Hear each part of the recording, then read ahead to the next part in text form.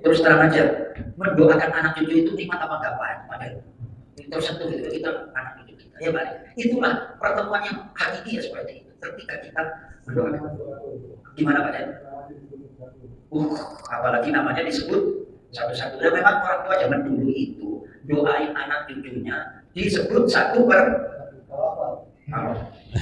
bangsa. Ya Allah. Ya, pokoknya dilihatlah, dibayangkan wajahnya itu. Doain, bacain Fatihah, bacain Fatihah. Karena ada hadis riwayat Imam Al-Baihaqi, Al-Fatihatu lima quri'at lah. Surah Al-Fatihah itu tergantung untuk niatnya dibaca itu apa. Itu anak cucu dan segala macam. Itu benar-benar ketika saya lakukan perkataan Jalaluddin Marumi itu pandangan atau pertemuan mata, melihat dengan mata ya hanya sekedar melihat. Tapi kalau melihat dengan hati adalah pertemuan yang hakiki. Ya Mas Soto ya, itu cara berjumpanya dengan apa doa. Silakan Mas Soto. Mungkin yang dimaksud dengan pertemuan, yang dimaksud dengan melihat dengan hati kemudian ada pertemuan juga termasuk dalam ayat ini, ya. Pertemukan di surga. Ya. Pertemuan yang hakiki, kebahagiaan yang hakiki. Ya Allah, udah kangen ketemunya di surga lagi. Gimana kira-kira rasanya? Nggak bisa deh. Ya Allah, udah kangen ketemunya di surga. Mudah-mudahan kita dijadikan min ahli jannah oleh Allah Subhanahu wa taala. Amin ya rabbal alamin. Di antaranya adalah bertemunya hati sang kakek dengan anak cucu wasilah berdoa dengan doa itu Allah. Dan itu pasti akan berdampak kepada orang tua. Baik, kita kembali ke surah Ali Imran. Sekarang Pak Mandra ayat 165.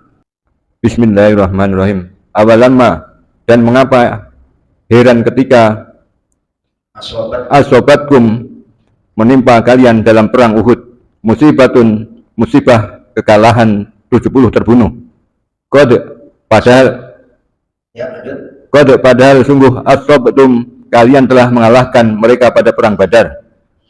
Mislaiha, 2 kali serupanya, 70 terbunuh dan 70 tawanan. Kultum, kalian berkata, anna hada, dari mana kekalahan ini? Kul, katakan, huwa, iya kekalahan itu, min indi anfusikum, dari sisi diri kalian sendiri. Innallaha, sesungguhnya Allah, ala kulli syai'in qadir, atas segala sesuatu maha kuasa. Baik, terjemah bebasnya yang kanan itu 165. Dan mengapa kamu heran ketika ditimpa musibah atau kekalahan pada perang Uhud, padahal musibah kekalahan, padahal kamu telah menimpakan musibah 2 kali lipat kepada musuh-musuhmu pada perang Badar. Kamu berkata, dari mana datangnya kekalahan ini? Katakanlah, itu dari kesalahan dirimu sendiri. Sungguh Allah maha kuasa atas segala sesuatu. Ya, kalau sekarang Indonesia, kenapa Indonesia kalah gak masuk Piala Dunia? Kira-kira gara-gara apa itu? Ya Mas Toto, gara-gara apa? Gonta ganti. Itu pasti kesalahan, nggak mungkin kalau nggak kesalahan. Katanya Pak Aris malah suaminya lebih kuat mananya, kan kesalahan itu Pak Aris. Gara-gara kesalahan kok kalah. Yang mana dia? Kesalahan itu berdasarkan ayat ini Mas Toto, ya kan? Nggak bisa. Fisik sekarang juga sama dengan pemain-pemain Arab.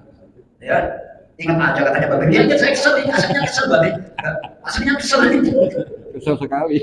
Kesalahannya Pak Aris, salah ngomong. Iya. Ya Allah ya Karim. Ayo Pak Mas Toto, asbabun nuzul.